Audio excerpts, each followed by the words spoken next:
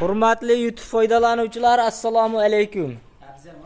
Yana bitta videoga, yana bitta obyektimizga keldik. Qadrdonlar, ertamandan emas, obeddan ish boshlayapmiz. Bundan oldingi kecha kunga chiqqan videoda aytgandim.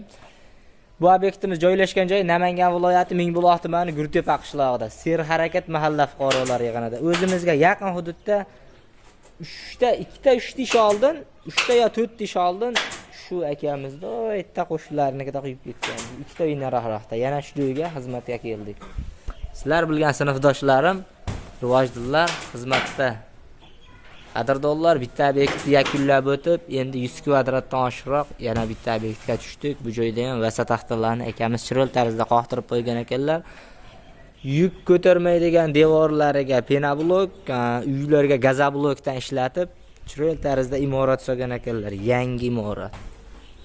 Bu joyda hamma joyda har xil aytiladi, neves, ochiq so'ri, ochiq ayvon shunaqa aytiladi. Shunaqa joy qildirganlar. Darvozaxonadan kirganda bitta mana shu romga o'xshagan joy, undan so'ng bu tarafda yana ikkita xonasi bor. Ichida hamma sharoitlari bilan shipirlarni yoptirib, chiroyli tarzda imoratni topshirib, imoratni qo'ydirib, akfa derazalardan qo'ydirib qo'ygan ekanlar. Shuni tomini inshaalloh bugun erta chiroyli tarzda penalomboz bilan yopib beramiz. Qadrdonlar, video davomida ish jarayonlarini musiqaga tezlashtirilgan kadrga qo'yamiz. TVda yana ikkita sinfdoshlarim xizmatda. Bizni kuzatishda davom etinglar. Video davomida ko'rishguncha sog' salomat bo'linglar. Layih bosayapmi? Qadrdonlar, uydagi akamiz. Xudo xolasa ish bitgandan keyin akamizdan ham intervyu olamiz.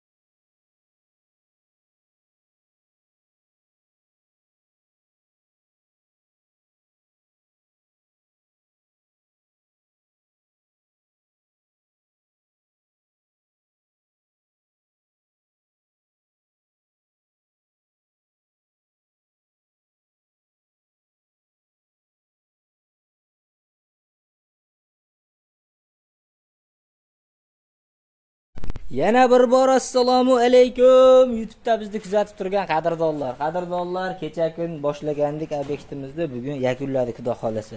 Obyektimiz kichkinaroq.